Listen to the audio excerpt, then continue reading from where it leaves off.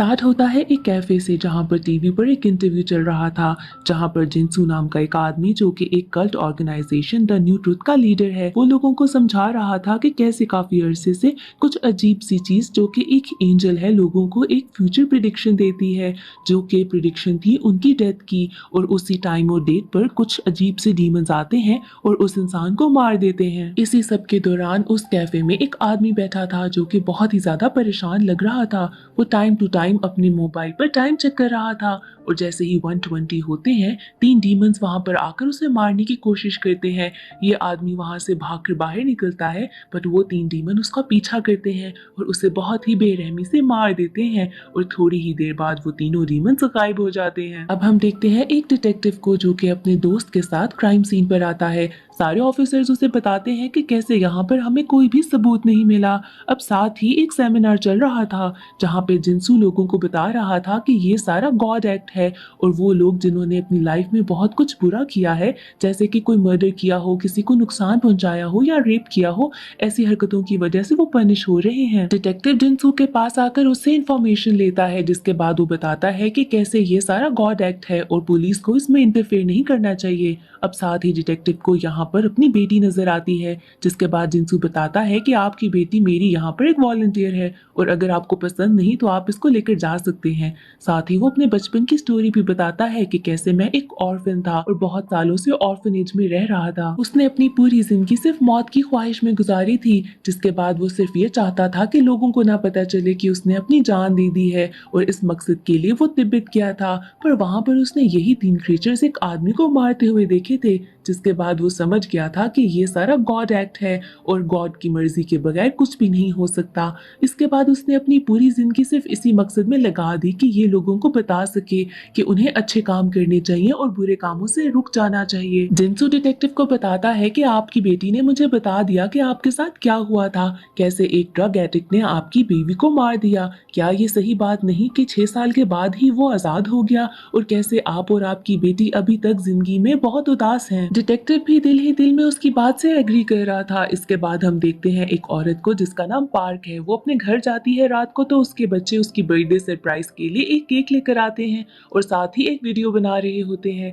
यहाँ पर अब अचानक से एक प्रिडिक्शन होती है जहाँ पर एक एंजल आकर पार्क को बताती है कि कैसे 5 दिन बाद ठीक 3 बजे उसकी डेथ हो जाएगी। इसके बाद हम लोग ऑनलाइन एक आदमी को देखते हैं जो कि एरोहेड ऑर्गेनाइजेशन का मेंबर था। ये भी द न्यू ट्रूथ कल्ट के साथ ही काम करते थे। ये सारे लोग इस ऑर्गेनाइजेशन के बस गुंडे और बदमाश थे जो कि क्रिमिनल रिकॉर्ड्स को ऑनलाइन सबके सामने लेकर आते थे। ये ऑनलाइन उस आदमी के बारे में बता रहा था कि कैसे वो सब लोगों को समझा रहा है कि ये सब कुछ जो हो रहा है इसमें गॉड का कोई लेना देना नहीं, और ये बात एरोहेड के बिल्कुल अगेंस्ट थी। इसलिए ये लोग उस आदमी को पकड़कर बहुत ही ज्यादा मारते हैं। जिसके बाद ये नॉवेलिस्ट अपनी लॉयर मिन के साथ जाता है डिटेक्टिव के पास। मिन डिटेक्टिव को बताती है कि कैसे एरोहेड के लोग अपने बिलीव्स को पूरा करने के लिए किसी भी हद तक पहुंच जाएंगे। इसके बाद मिन को कॉल आती है पार्क की, जो बताती है कि कैसे प्रिडिक्शन के टाइम उसके बेटे ने एक वीडियो बना ली थी, जिस वीडियो को जिनसू ने भी देखा था। और इसके बाद जिनसू ने उससे कोलैबोरेट करने के लिए कहा था कि जब 5 दिन के बाद तुम्हारे पास डीमंस आएंगे तो हम उस सारे इंसिडेंट को लाइव स्ट्रीम करना चाहते हैं। अगर उसने ये सारा इंसिडेंट लाइव स्ट्रीम करने दिया तो जिनसू उसे 3 बिलियन वॉन देगा और उसके बाद अगर डीमन उसे मारे या ना मारे उसके पास पैसे तो रहेंगे। और वो इसलिए मिन के पास आई थी कि अगर वो मर जाती है तो वो 3 बिलियन वॉन उसके बच्चों तक पहुंच सके। मिन को पहले तो ये सारी चीज बिल्कुल ही फेक लग रही थी, जिसके बाद वो एग्री कर लेती है कि मैं तुम्हारी मदद करूंगी। और इसके बाद ये लोग जिनसू से मिलने के लिए जाते हैं। मिन जिनसू से कहती है कि ये चीज डील होनी चाहिए कि इन लोगों की आइडेंटिटी किसी के सामने ना जाए, और जिनसू इस बात से एग्री कर लेता है। जिसके बाद वो पार्क से कहता है कि मुझे बताओ तुमने लाइफ में ऐसा क्या किया है जिसकी वजह से डीमंस तुम्हारे पीछे आ रहे हैं। पर यहाँ पर मिन कहती है कि तुम्हें इस चीज का जवाब देने की कोई जरूरत नहीं। इस सब में मिन डिटेक्टिव को भी इन्वॉल्व कर लेती है। डिटेक्टिव मिन से पूछता है कि तुम इसके बच्चों के साथ क्या करोगी। मिन बताती है कि मैं इन्हें इनके कजन के पास भेज दूंगी। अब डिटेक्टिव का जो फ्रेंड था वो एरोहेड को फॉलो करता था और इसीलिए उसने पार्क और उसके बच्चों की इंफॉर्मेशन ऑनलाइन लीक कर दी थी। जिसके बाद पार्क कॉल करती है मिन को और बताती है कि कैसे सारे लोगों को उनकी इंफॉर्मेशन मिल चुकी है। जिसके बाद वो इन बच्चों को कनाडा भेज देते हैं। अब डिटेक्टिव को अपनी बेटी की कॉल आती है जो उसे बताती है कि मैं अपनी दोस्त के घर स्टे कर रही नहीं हूँ, बल्कि इनफैक्ट वो रियलिटी में जिनसू के साथ थी। वो जिनसू से शेयर करती है कि उसकी फॉल्ट है कि उसकी मॉम की डेथ हो गई।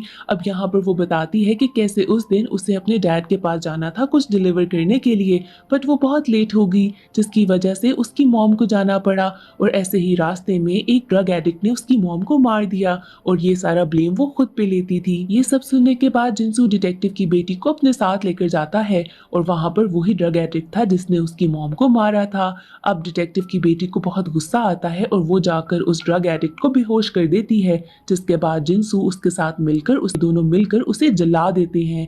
अब इसके बाद डिटेक्टिव की बेटी को बहुत ही ज्यादा सुकून मिलता है कि उसकी माँ की मौत का बदला ले चुकी है वो। अगले दिन उसकी डेड बॉडी मिल जाती है जो कि पूरी तरीके से जली हुई थी और ये सारी चीज जब न्यूज पर आती है तो डिटेक्टिव को पता चल जाता है कि ये वही आदमी था जिसने उसकी बीवी को मारा था।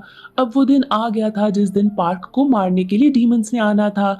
इस सब चीज को देखने के लिए बहुत सारे वीआईपी लोग भी आते हैं जिन्होंने मास्क पहने हुए थे और जैसे ही वक्त करीब आने लगता है पार्क बहुत परेशान हो जाती है। सबकी नजरें घड़ी पर थी कि जैसे ही वक्त पूरा होगा क्या डीमंस आएंगे कि नहीं। जैसे ही वक्त पूरा होता है तो 3 डीमंस आते हैं और पार्क को मारने लगते हैं। डिटेक्टिव बहुत कोशिश करता है कि पार्क को बचाए, पर यहाँ पर वो कुछ नहीं कर पाता। डीमंस उसे जोर से गिराते हैं और वो बेहोश हो जाता है। पार्क की डेथ के बाद तो सारे लोग समझ जाते हैं कि ये गॉड विल ही है और इसके बाद सब इस बात पे यकीन करने लगते हैं। जब डिटेक्टिव की आंख खुलती है तो वो देखता है कि उसकी बेटी भी घर पर नहीं पहुंची। इसके बाद डिटेक्टिव जब बाहर निकलता है तो देखता है कि पूरा शहर कितना ही ज्यादा सुनसान है। हर कोई इस चीज से डरकर अपने घर में बंद हो चुका था। जिसके बाद जिनसू के साथ ऑनलाइन एक इंटरव्यू होता है जहां पर वो सब लोगों से कहता है कि अपनी जिंदगी वापस नॉर्मल तरीके से जीना स्टार्ट कर दो, घरों से बाहर निकलो, बट हमें सारे काम अच्छे करने हैं क्योंकि ये सब सिर्फ उन्हीं के साथ होता है जो कि अपनी लाइफ को बुरे तरीके से गुजारते हैं और बुरे काम करते हैं। अब डिटेक्टिव नोट करता है कि जिनसू की इंटरव्यू वीडियो में उसके पीछे उसकी बेटी की जैकेट भी लटकी है और उसे पता चल जाता है कि उसकी बेटी जिनसू के साथ ही होगी। यहाँ पर लैपटॉप पर उसे कुछ फाइल्स रिसीव होती हैं जहाँ पर वीडियो में वो देखता है कि कैसे उसकी बेटी ने उस ड्रग एडिक्ट पर अटैक किया था। उसे समझ नहीं आती कि जिनसू ने उसे ये वीडियोस क्यों भेजी होंगी। इसके साथ ही एरोहेड का वही मेंबर दोबारा से लाइव आकर बताता है कि कैसे वो सारे लोग भी बुरे हैं जो कि इस सब चीजों में इंटरफेयर कर रहे हैं, जैसे कि मिन, क्योंकि उसने उन बच्चों को बाहर भेज दिया और जिस दिन पार्क के साथ ये सब हो रहा था तो डिटेक्टिव ने भी उन डीमंस को रोकने की कोशिश की थी, इसलिए ये सारे लोग भी बहुत बुरे हैं। ये सब देखते साथ ही मिन समझ जाती है कि एरोहेड के लोग तो उसे नहीं छोड़ेंगे। जिसके बाद वो फौरन घर जाती है और अपनी मॉम से कहती है कि पैकिंग करें, हमें इस जगह को छोड़कर फौरन जाना होगा। वहाँ पर मिन को अपने नाम पर एक कुरियर मिलता है जिसमें कुछ डॉक्यूमेंट्स थे। उस डॉक्यूमेंट्स के अकॉर्डिंगली जिनसू ने 14 साल पहले ही ये सब चीजें एक्सपीरियंस की थी। अब ये नहीं पता था कि उसने ऐसा क्या किया है जिसकी वजह से उसने भी प्रिडिक्शन ले ली थी। वो ये फोल्डर लेकर जाती है पुलिस स्टेशन जहाँ पर वो देखती है कि वो भी बिल्कुल पूरा खाली था और एरोहेड के लोगों ने वहाँ पर भी बहुत ही बुरे तरीके से तबाही कर दी थी। अब यहाँ पर उसके कुलीग की कॉल आती है कि एरोहेड के लोगों ने उसे बहुत बुरे तरीके से मारा है, जिसकी वजह से मिन अपनी मॉम के साथ फौरन एयरपोर्ट के लिए निकल पड़ती है। पर इससे पहले कि वो ये जगह छोड़कर जा सकते, एरोहेड के लोग आते हैं और मिन और उसकी मॉम को बहुत बुरे तरीके से मारते हैं। जिसके बाद ये बहुत मुश्किल से अपनी मॉम को हॉस्पिटल लेकर जाती है। वहाँ पर वो नोट करती है कि आसपास के लोग उसे बहुत ही बुरे तरीके से देख रहे हैं। उन सब लोगों को पता था कि ये वही है जिसने गॉड विल में इंटरफेरेंस करने की कोशिश की थी। अब डिटेक्टिव जाता है जिनसू के घर अपनी बेटी को ढूंढते हुए। वहाँ पर उसे जिनसू नहीं मिलता और बाहर बहुत सारे लोग थे जो कि जानते थे कि ये वही डिटेक्टिव है जिसने पार्क को बचाने की कोशिश की थी। यहाँ पर ये लोग बहुत ज्यादा उसे मारते हैं कि अचानक से जिनसू की कॉल आती है। डिटेक्टिव सब लोगों को बताता है कि जिनसू की कॉल है और सब लोग उसे मारना छोड़ देते हैं। जिसके बाद जिनसू उसे बताता है कि मेरे बताए हुए एड्रेस पर आ जाओ। अब दूसरी तरफ हम देखते हैं कि मिन जाती है उसी आदमी के पास जिसने वो पार्सल भेजा था। वो आदमी कहता है कि मेरे पास वो सारा इंटरव्यू है जिसमें जिनसू ने अपनी सारी रियलिटी बताई थी, बट वो ये सब कहकर वो चीज़ डिलीट कर देता है। मिन जब उससे पूछती है कि तुमने ये डिलीट क्यों किया, तो वो कहता है कि जिनसू कुछ दिन पहले मेरे पास आया था। उसने मुझे एक ऑफर दी कि मैं तुम्हें द न्यू ट्रूथ का लीडर बना दूंगा अगर तुमने मेरे सारे डॉक्यूमेंट्स को डिलीट कर दिया। अब इसके बाद मिन भी वहां से जाने लगती है और बाहर उससे बहुत सारे लोग मिलते हैं जो कि उसे मारने लगते हैं। वो इतनी ज़्यादा जख्मी हो जाती है जिसके बाद वो लोग उसे एक जगह पर छोड़ के भाग जाते हैं। अब डिटेक्टिव पहुंचता है उस लोकेशन पे जो कि जिनसू ने उसे भेजी थी। वहां पर जिनसू खुद डिटेक्टिव का वेट कर रहा था। जब डिटेक्टिव आता है तो जिनसू उसे कहता है कि मेरी प्रिडिक्शन भी हो चुकी है 14 साल पहले और मेरी प्रिडिक्शन का टाइम 10 मिनट बाद खत्म होने वाला है, जिसके बाद डीमंस मुझे भी आके मार देंगे। पर मुझे नहीं पता कि मैंने ऐसा क्या किया था जिसकी वजह से मुझे प्रिडिक्शन मिली। पूरी जिंदगी मैंने उस वजह को ढूंढने में लगा दी और इसी वजह से मैंने पूरी जिंदगी बहुत डर कर जी है और शायद इसी वजह से मैं अच्छे काम करता रहा।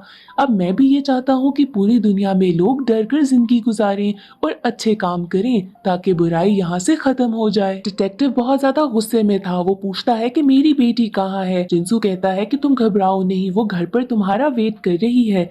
अब तुम्हारे पास दो ऑप्शंस हैं, या तो तुम मेरी मौत की वीडियो बनाकर अपलोड कर दोगे तो मैं तुम्हारी वीडियो भी अपलोड कर दूंगा जिसमें तुम्हारी बेटी उस ड्रग एडिक्ट को मार रही है, या तो सेकंड ऑप्शन ये है कि जब मैं मर जाऊं तो तुम मेरी बॉडी को कहीं ठिकाने लगा दो और किसी को भी पता ना चले कि मेरे साथ भी ऐसे हुआ है। अब जैसे ही 10 मिनट पूरे होते हैं हम देखते हैं कि कैसे वहां पर डीमंस आते हैं और जिनसू को मार देते हैं। अब इसके बाद उसकी बॉडी को ठिकाने लगाकर डिटेक्टिव पहुंचता है अपने घर जहां पर उसकी बेटी उसका वेट कर रही थी। स्टोरी शिफ्ट हो जाती है 4 साल के बाद की, जहां पर लोग तो इस बात पे यकीन करने लगे थे। इवन के डीमंस के बहुत ज्यादा जगहों पर स्टैचूज भी बन गए थे। हम यहाँ पर देखते हैं कि एक कैंपिंग वीडियो चल रही थी जो कि ये कल्ट ही चला रहा था। उसमें उन सारे लोगों को बताया जा रहा था कि जो लोग अपनी प्रिडिक्शंस को छुपा रहे हैं ताकि यहाँ पर आकर उनको मारा ना जाए, उन लोगों को सामने आना चाहिए और अपनी स्टोरी खुलकर बतानी चाहिए। अब यहाँ पर एक प्रोडक्शन टीम थी लेकिन वीडियो एडिटिंग कुछ खास पसंद नहीं आई थी। अब एडिटिंग का काम दिया जाता है मिस्टर बे को जो कि खुद इस काम से बहुत तंग आ चुका था। अभी रिसेंटली उसका एक न्यूबॉर्न बेबी हुआ था और वो अब तक उससे मिल भी नहीं पाया था। उसकी कुछ तबीयत ठीक नहीं थी इसलिए उसको इंटेंसिव केयर में रखा गया था। अब यहाँ पर वो दोबारा से एडिटिंग करने के लिए अपने दोस्त के पास जाता है पर वो डेस्क पर नहीं था। बे को वहाँ पर एक विजिटिंग कार्ड मिलता है जिसके पीछे एक एड्रेस भी था किसी फिशिंग स्पॉट का। साथ ही उसका दोस्त आता है। बे उसे कहता है कि चलो दोबारा से एडिटिंग के लिए, पर उसका दोस्त बहाना करता है कि मुझे मेरी बीवी के पास जाना है तो तुम ये काम अकेले कर लो। उसका दोस्त थोड़ा परेशान लग रहा था। साथ ही उसकी वाइफ की कॉल आ जाती है। वो बे से कहती है कि मैं तुम्हें एक वीडियो बना कर देती हूँ तुम्हारे न्यूबॉर्न बेबी की, जिसके बाद वो इंटेंसिव केयर में जाती है क्योंकि उसके बेबी की तबीयत कुछ खास ठीक नहीं थी। वहाँ पे वो कैमरा ऑन करती है और साथ ही उसके बेबी को प्रिडिक्शन मिल जाती है कि कुछ अरसे बाद उसकी भी डेथ हो जाएगी। प्रिडिक्शन के अकॉर्डिंगली उसके बेबी की डेथ 5 दिन के बाद हो जाएगी। अब यहाँ पर बे को उसकी फ्रेंड की वाइफ की कॉल आती है जो बताती है कि काफी दिनों से उसका हस्बैंड कुछ अजीब बिहेव कर रहा था। अब ये सुनने के बाद बे उसी फिशिंग स्पॉट के एड्रेस पे जाता है जहाँ पर उसे नजर आता है कि उसका दोस्त रो रहा था।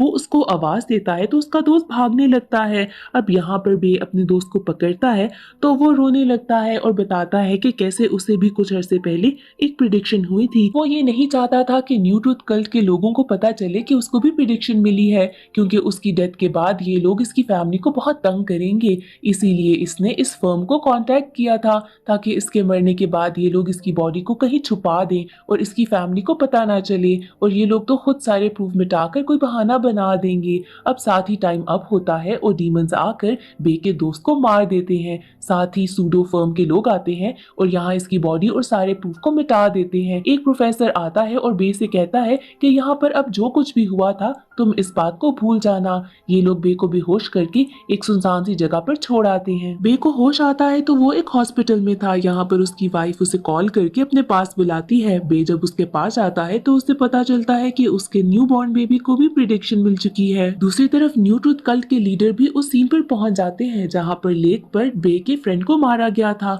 वहां पर उन्हें सूडोलो फर्म का कार्ड मिलता है। यहाँ पर एक लड़की आकर लीडर को बताती है कि कैसे उन्हें एक और सिनर का पता चल गया है। ये लोग उस सिनर के पास जाते हैं ताकि उसकी भी वीडियो बना सकें। वो सिनर इनको बताता है कि यहाँ पर मैं भी एक सूडोलो फर्म के साथ काम कर रहा था, क्योंकि मैं भी चाहता था कि मेरी मौत के बाद ये लोग सारे प्रूफ मिटा दें। इसके बाद न्यू ट्रुथ कल्ट के लोग एक मीटिंग बुलाते हैं ताकि इस चीज को डिस्कस किया जा सके। यहाँ पर मीटिंग में कल्ट के लीडर को पता चलता है कि सूडोलो फर्म की ओनर है लॉयर मिन। ये वही लॉयर थी जिसको पहले इन लोगों ने मार दिया था, बट वो मरी नहीं थी, जिंदा है। यहाँ पे कल्ट के लीडर को लगता है कि मिन तो गॉड का मजाक उड़ा रही है, इसलिए इस नई फर्म के सारे लोगों को पकड़कर लेकर आना है। दूसरी तरफ बे को बहुत परेशानी थी। वो अपने ऑफिस जाता है और उसी प्रोफेसर को ढूंढने की कोशिश करता है जिसने उस क्राइम सीन के ऊपर उसे सब कुछ भूल जाने को कहा था। यहाँ पर बहुत मुश्किलों से उसे एड्रेस मिलता है और वो उससे मिलने के लिए जाता है, क्योंकि उसे ये बात समझ नहीं आई थी, क्योंकि अगर प्रिडिक्शन सिर्फ उन लोगों को मिलती है जिन लोगों ने गुनाह किया था, तो उसके न्यू बॉर्न बेबी को कैसे प्रिडिक्शन मिल गई। यहाँ पर प्रोफेसर बे को बताता है कि ये बात बिल्कुल गलत है और सिर्फ सिनर्स ही को प्रिडिक्शन नहीं मिलती। बे यहाँ पर प्रोफेसर से कहता है कि मुझे आपकी मदद की जरूरत है। जिसके बाद ये लोग मिलते हैं लॉयर मिन से। मिन उसे बताती है कि कैसे ये सारा काम जिनसू ने बहुत साल पहले स्टार्ट किया था, पर 4 साल पहले उसकी भी मौत हो चुकी थी। सब लोगों को लगता है कि सिर्फ सिनर्स के साथ ही ये होता है, और इस बात को प्रूव करने के लिए कि ये सब कुछ गलत है, उन्हें बहुत ही अच्छे प्रूफ की जरूरत है। मिन यहाँ पर बे से कहती है कि अगर वो अलाउ करे तो ये लोग उसके बेबी की लाइव ब्रॉडकास्ट कर सके, ताकि सारे लोगों का डाउट क्लियर हो, क्योंकि ये सिर्फ सिनर्स के साथ नहीं हो रहा। अब ये बात सुनकर तो बे बहुत ज्यादा गुस्से में आता है और इन सब लोगों पे चिल्लाने लगता है। मिन यहाँ पर बे को थोड़ी तसल्ली देती है और बताती है कि कैसे तुम्हारी मर्जी के बगैर कुछ किया नहीं जाएगा। साथ वो ये भी बताती है कि कैसे 4 साल पहले पार्क की लाइव ब्रॉडकास्ट को वो रोक नहीं पाई और हर एक को यकीन हो गया कि ये सारा काम गॉड का ही है, और अब इसलिए वो मिन खुद को ही ब्लेम करती है। प्रोफेसर साथ बताते हैं कि उनकी भी एक बेटी थी। ये दोनों बीच पर जा रहे थे, जहाँ पर रास्ते में उसकी बेटी को प्रिडिक्शन हुई कि वो 30 सेकंड्स के बाद मर जाएगी। उसे अपनी बेटी की चेहरा अभी भी याद है कि वो उसे शायद कुछ बताना चाहती थी, पर इससे पहले उसकी डेथ हो गई। दूसरी तरफ सूडोलो फर्म के एक आदमी को न्यू ट्रुथ कल्ट के लोग उठाकर ले जाते हैं, जिसके बाद उसे बहुत ज्यादा मारते हैं। एंड पर आकर वो प्रोफेसर का नाम और एड्रेस बता देता है, जिसके बाद एरो हेड के लोग प्रोफेसर के घर पहुंच जाते हैं और उसे पकड़कर एक अलग जगह पर ले जाते हैं। यहाँ पर उसकी लोकेशन खोली जाती है ताकि पता चल सके कि वो कहाँ कहाँ गया था। इसके बाद यहाँ का लीडर एरो हेड कहता है कि इसको मार दो, जिसके बाद प्रोफेसर को मार दिया जाता है। नेक्स्ट एरो हेड का टारगेट था मिन, पर मिन उनसे पहले ही वहां से चली गई थी और वो सारा कुछ वहां से इरेज करके निकली थी। इसके बाद बे अपनी बीवी को बताता है कि कैसे वो कुछ लोगों से मिला था और अब वो उसकी बेबी की लाइव ब्रॉडकास्ट करेंगे ताकि लोगों को पता चल सके कि सिर्फ सिनर्स के साथ ये नहीं होता। यहाँ पर उसकी वाइफ बहुत ज्यादा रोती है। बे अपनी वाइफ को समझाता है कि अगर ऐसा ना हुआ तो वो इसको एक एक्सीडेंट की तरह दिखा देंगे। अब नेक्स्ट डे बे देखता है कि टीवी पर दिखा रहे हैं कि न्यू ट्रुथ कल्ट के लोगों ने प्रोफेसर को मार दिया है। साथ ही टीवी पर इस फर्म के बारे में भी बता दिया जाता है। अब ऐसे ही बे कॉल करता है मिन को और बताता है कि कैसे प्रोफेसर को मार दिया गया है। मिन बे से कहती है कि वो अपनी वाइफ के साथ ही रहे। जब वो अपनी वाइफ को कॉल करता है तो उसकी वाइफ अपने बेबी को लेकर न्यू ट्रुथ कल्ट के लोगों के पास जा रही थी, क्योंकि वो जानना चाहती थी कि उसके बेबी के साथ ऐसा क्यों हो रहा है। बे की वाइफ जब वहाँ के लीडर के पास जाती है और उसे वो वीडियो दिखाती है जहाँ पर उसकी बेबी की प्रिडिक्शन हुई थी, तो वो बहुत ही ज्यादा ब्लैंक हो जाता है और कहता है कि इन्हें हर केस के बारे में नहीं पता चलता। जिसके बाद वो वीडियो लेकर बाकी सारी टीम के पास जाता है। वहाँ पर डिस्कशन होती है कि अगर ये वीडियो वायरल हो गई तो लोगों को उन पर यकीन नहीं रहेगा कि कैसे एक बेबी के साथ भी ये सब कुछ हो रहा है। जिसके बाद वो बेबी को बे की वाइफ से अलग करने की कोशिश करते हैं। न्यू ट्रुथ कल्ट की बिल्डिंग में बहुत सारे रिपोर्टर्स भी पहुंच जाते हैं, क्योंकि समझ नहीं आ रही थी कि हो क्या रहा है।